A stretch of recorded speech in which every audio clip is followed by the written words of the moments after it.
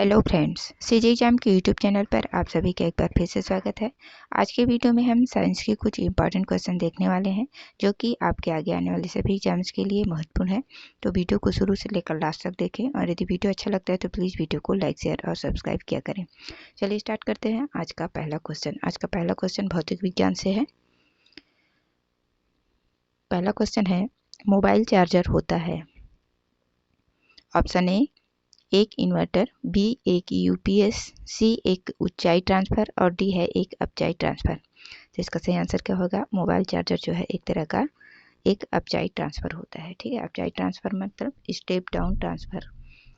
ये क्या करता है? वोल्टेज को घटाने का काम करता है। ठीक है, ऑप्शन नंबर डी इसका सही आंसर होगा। देखते हैं अगला क्वेश्चन। प्रत्यावर्ती धारा को दिष्ट धारा में बदलने वाली युक्ति को क्या कहते हैं?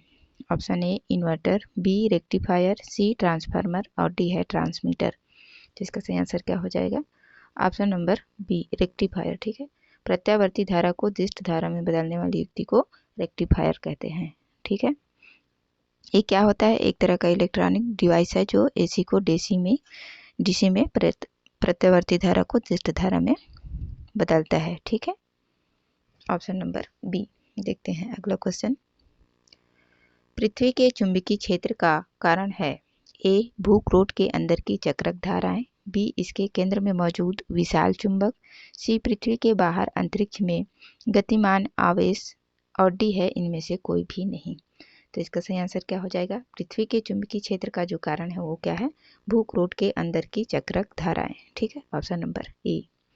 देखते हैं अगला क्वेश्चन। अतिचालक का लक्षण है। ऑप्शन ए उच्च पारगम्यता, बी निम्न पारगम्यता, सी शून्य पारगम्यता और डी है अनंत पारगम्यता। तो इसका सही आंसर क्या हो जाएगा? अतिचालक का लक्षण क्या होता है? शून्य पारगम्यता। ठीक है, ऑप्शन नंबर सी। देखते हैं अगला क्वेश्चन। किसी अतिचालक द्वारा प्राप्त अधिकतम ताप होता है। Option A 24 kelvin, B 133 kelvin, C 150 kelvin और डी है 300 केल्विन। तो इसका सही आंसर क्या हो जाएगा? Option number B 133 kelvin. ठीक है, किसी अतिचालक द्वारा जो प्राप्त अधिकतम ताप होता है वो कितना होता है? 133 केल्विन के बराबर होता है। ठीक है, देखते हैं अगला क्वेश्चन। नव आविष्कृत उच्च ताप अतिचालक है। ए मिश्र धातुएं, बी शुद्ध दुर्लभ मृदा धातुएं, सी सिरेमिक ऑक्साइड और डी है अकार्बनिक बहुलक। तो इसका सही आंसर क्या हो जाएगा? इनमें से जो नव आविष्कृत उच्च ताप अतिचालक है वो क्या है? Ceramic oxide. ठीक है, ऑप्शन नंबर सी। देखते हैं अगला क्वेश्चन। एक अर्धचालक में विद्युत चालन होता है। ऑप्शन ए केवल इलेक्ट्रॉन्स द्वारा, बी केवल होल्स द्वारा, सी इलेक्ट्रॉन्स एवं होल्स दोनों के द्वारा और डी है ना इलेक्ट्रॉन्स के द्वारा और ना ही होल्स के द्वारा। तो इसका सही आंसर क्या हो जाएगा? ऑप्शन नंबर सी इलेक्ट्रॉन्स और होल्स दोनों के द्वारा जो है एक अर्धचालक में विद्युत का चालन होता है। अर्धचालक मतलब क्या? Semi conductor. ठीक है, सेमी कंडक्टर में जो है इलेक्ट्रॉन्स और होल्स दोनों के द्वारा जो है विद्युत का चालन होता है। ठीक है ना, ऑप्शन नंबर सी। देखते हैं अगला क्वेश्चन। किसी अर्धचालक का प्रतिरोध कम करने पर ऑप्शन ए है स्थिर रहता है, बी घटता है, सी बढ़ता है और डी है इनमें से कोई नहीं। तो इसका सही आंसर क्या हो जाएगा? किसी सेमीकंडक्टर का प्रतिरोध क्या कम करने पर क्या होगा? घटेगा। ठीक है, ऑप्शन नंबर बी। देखते हैं अगला क्वेश्चन। निकट अतीत में हिग्स बोसान कण के अस्तित्व के संसूचन के लिए किए गए प्रयत्न लगातार समाचारों में रहे हैं। इस कण की खोज का क्या महत्व है? ऑप्शन ए यह हमें यह समझने में मदद करेगा कि मूल कणों में संहति क्यों होती है, बी यह निकट भविष्य में हमें दो बिंदुओं के बीच के भौतिक अंतराल को पार किए बिना एक बिंदु से दूसरे बिंदु तक पदार्थ स्थानांतरित करने की प्रौद्योगिकी विकसित करने में मदद करेगा, सी यह हमें नाभिकीय विखंडन के लिए बेहतर ईंधन उत्पन्न करने में मदद करेगा और डी है इनमें से कोई नहीं। तो इसका जो सही आंसर होगा क्या होगा?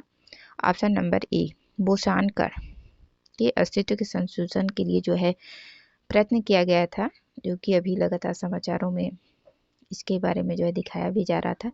इस कण का खोज का क्या महत्व है क्या हमें यह समझने में मदद करेगा कि मूल कणों में संहति क्यों होती है। ठीक है, ऑप्शन नंबर ए। ठीक,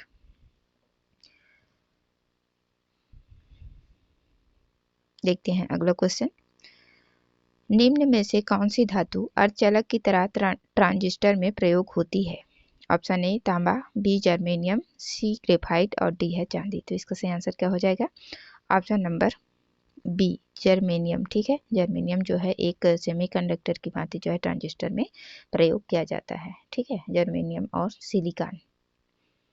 ठीक, ऑप्शन नंबर बी। देखते हैं अगला क्वेश्चन। अब है रसायन विज्ञान के क्वेश्चन। ठीक है, निम्नलिखित में से किस एक को विस्फोटक की तरह से प्रयोग किया जाता है। ए फास्फोरस ट्राइक्लोराइड, बी है मर्क्यूरिक ऑक्साइड, सी ग्रेफाइट और डी है नाइट्रोग्लिसरीन। तो इसका सही आंसर क्या हो जाएगा, इनमें से किसको जो है एक विस्फोटक की तरह उपयोग किया जाता है। ऑप्शन नंबर डी नाइट्रोग्लिसरीन का। ठीक है, नाइट्रोग्लिसरीन एक हैवी रंगहीन ऑयली विस्फोटक तरल पदार्थ होता है। ठीक है, ऑप्शन नंबर डी नाइट्रोग्लिसरीन। देखते हैं अगला क्वेश्चन। निम्नलिखित में से कौन सा एक आरडीएक्स का अन्य नाम है।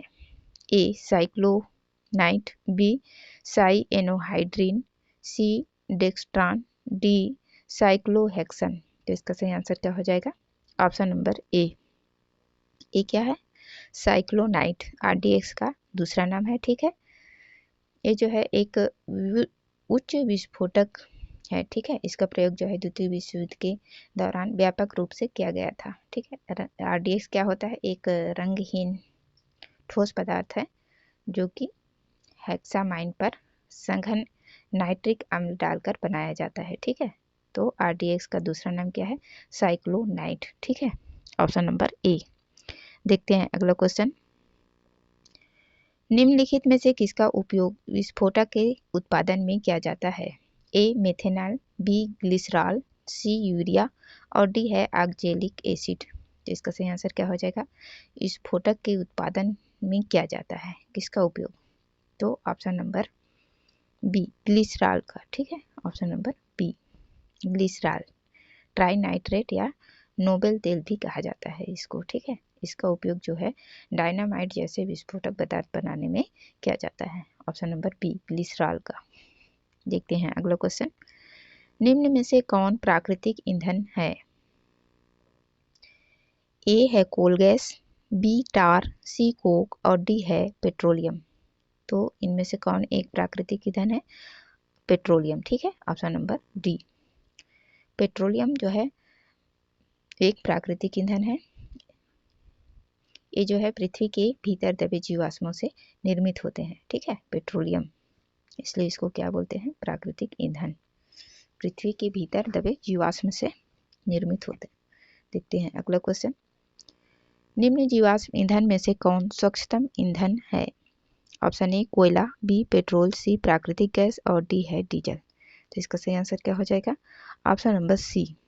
ठीक है, ये जो है एक तरह का स्वच्छ ईंधन है। ठीक, क्योंकि ये जो है प्राकृतिक गैस बहुत कम मात्रा में प्रदूषणकारी गैस उत्सर्जित करते हैं, इसलिए इसको क्या स्वच्छतम ईंधन के अंतर्गत रखा गया है प्राकृतिक गैस को। देखते हैं अगला क्वेश्चन। ऑक्टेन संख्या किसके गुणवत्ता का माप है। ए खाद्य तेलों के, बी पेट्रोल के, सी केरोसिन की और डी है सुगंधित तेल की। तो ऑक्टेन संख्या किसके गुणवत्ता का माप है, पेट्रोल की। ठीक, ऑप्शन नंबर बी। देखते हैं अगला क्वेश्चन। निम्नलिखित में से किसके लिए C10 संख्या गुणवत्ता माप के रूप में प्रयुक्त होती है। ए पेट्रोल, बी मिट्टी का तेल, सी डीजल और डी है तारपीन का तेल। तो ऑक्टेन संख्या जो है किसके लिए है, पेट्रोल के लिए। ठीक, और C10 संख्या डीजल के लिए। ठीक, ऑप्शन नंबर सी डीजल के लिए C10 संख्या गुणवत्ता माप के रूप में प्रयुक्त होती है। देखते हैं अगला क्वेश्चन। खाना बनाने में प्रयोग की जाने वाली मुख्य गैस है। A carbon dioxide, B carbon monoxide, C methane और डी है नाइट्रोजन व ऑक्सीजन गैस मिश्रण। तो इसका सही आंसर क्या हो जाएगा, ऑप्शन नंबर सी मीथेन। ठीक है, खाना बनाने में प्रयोग की जाने वाली मुख्य गैस जो है मीथेन है। ठीक है, घरेलू उपयोग में लाए जाने वाली बायोगैस या गोबर गैस का मुख्य घटक है मीथेन। यह गैस अधिकतर जो है दलदली क्षेत्रों में पाई जाती है, जिसके कारण इसे मास गैस भी कहा जाता है। गोबर गैस में जो है 50 से लगभग 75% तक मीथेन होता है। ठीक है ना, ऑप्शन नंबर सी। देखते हैं अगला क्वेश्चन। बायोगैस संयंत्र में निम्न में से कौन सी गैस ईंधन के रूप में उपयोग में आती है? A butane, B propane, C methane और डी है एथेन। तो इसका सही आंसर क्या हो जाएगा? Option number C methane. ठीक है, ऑप्शन नंबर सी मीथेन। देखते हैं अगला क्वेश्चन। बायोगैस संयंत्र में निम्न में से कौन सी प्रक्रिया होती है? ए किण्वन, बी अपचयन, सी हाइड्रोजनीकरण और डी है बहुलीकरण। तो इसका सही आंसर क्या हो जाए? बायोगैस संयंत्र में जो है कौन सी प्रक्रिया होती है? ऑप्शन नंबर ए किण्वन। ठीक है, ऑप्शन नंबर ए। देखते हैं अगला क्वेश्चन। अब क्या है, इधर जीव विज्ञान के क्वेश्चन स्टार्ट होंगे। ठीक है, option number question number 21। Vitamin B12 में निम्नलिखित में से कौन सी धातु मौजूद है? ऑप्शन ए कोबाल्ट, बी लौह, सी जस्ता और डी है मैग्नीशियम। तो विटामिन B12 में कौन सी धातु मौजूद होती है? तो इसका जो सही आंसर होगा ऑप्शन नंबर ए कोबाल्ट। ठीक है, ऑप्शन नंबर ए। देखते हैं अगला क्वेश्चन। जल में घुलनशील विटामिन है। Option A vitamin A, B vitamin C, C vitamin D और डी है विटामिन ई। तो इसका सही आंसर क्या हो जाएगा?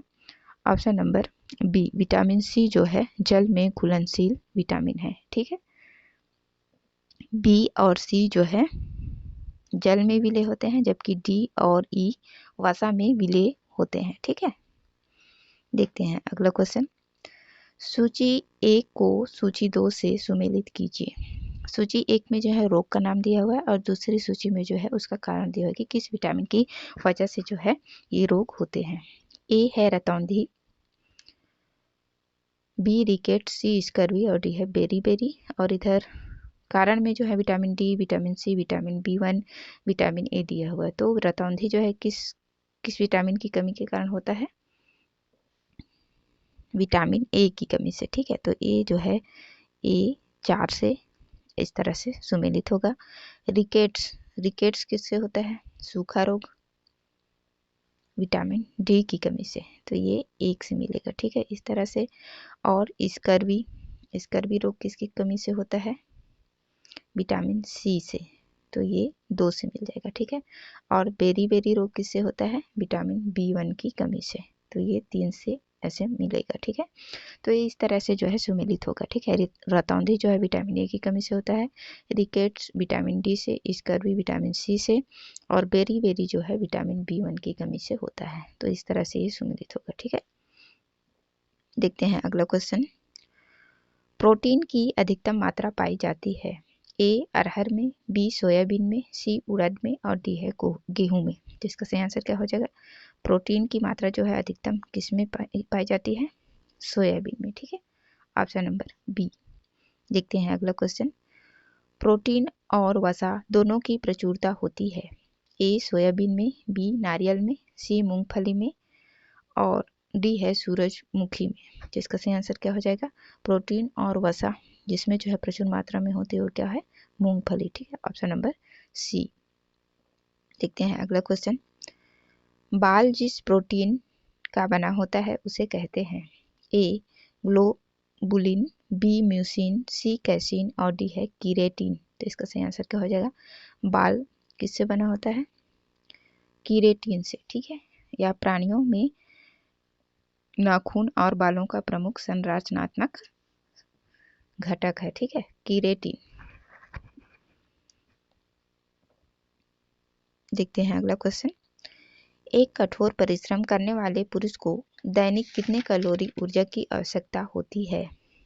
Option A 3000 kilo calorie, B 2700 kilo calorie, C 4000 kilo calorie, D 6000 kilo calorie.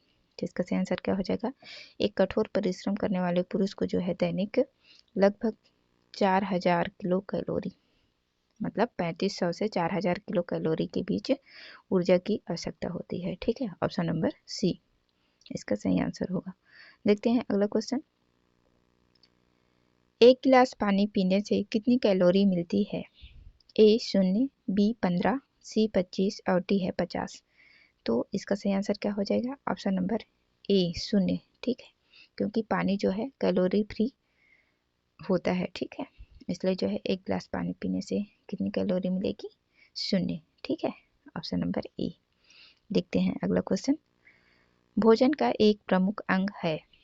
A starch, B glucose, C carbohydrate और D है सेल्यूलोज। तो इसका सही आंसर क्या हो जाएगा? भोजन का एक प्रमुख अंग क्या है? Option number C carbohydrate. ठीक है, ऑप्शन नंबर सी। देखते हैं अगला क्वेश्चन।